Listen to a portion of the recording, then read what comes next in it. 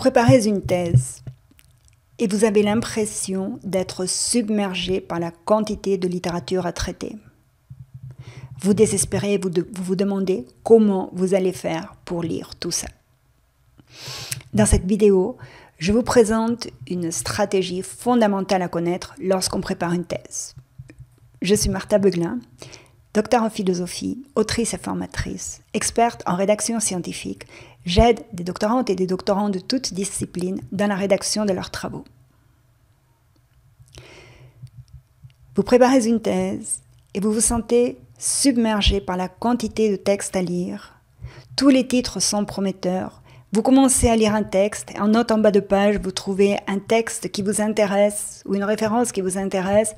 Vous l'ouvrez, vous commencez à la lire et puis là de nouveau, en note en bas de page, vous trouvez une autre référence contenant un texte ou un titre prometteur que vous ouvrez immédiatement, vous commencez à lire et vous perdez le fil de vos lectures. Lorsque vous préparez une thèse, il est fondamental de vous organiser. Il y a une similitude entre la rédaction ou la préparation d'une thèse plutôt et le fait de faire ses courses.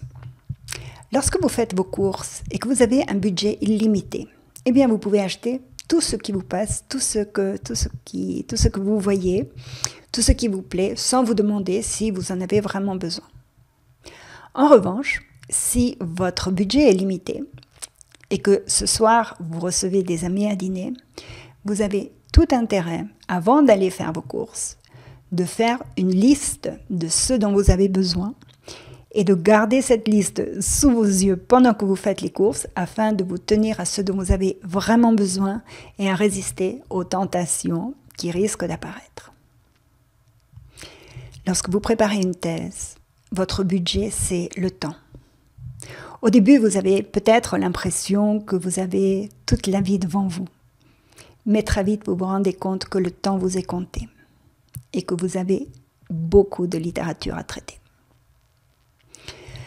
Il est indispensable de faire la liste, d'abord de préciser vos besoins et de choisir la littérature en fonction de vos besoins.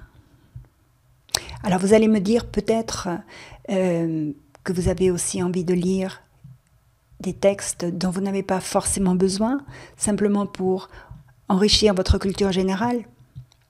Soit, faites-le, mais à vos moments perdus, définissez vos priorités et donnez toujours la priorité à aux textes dont vous avez vraiment besoin.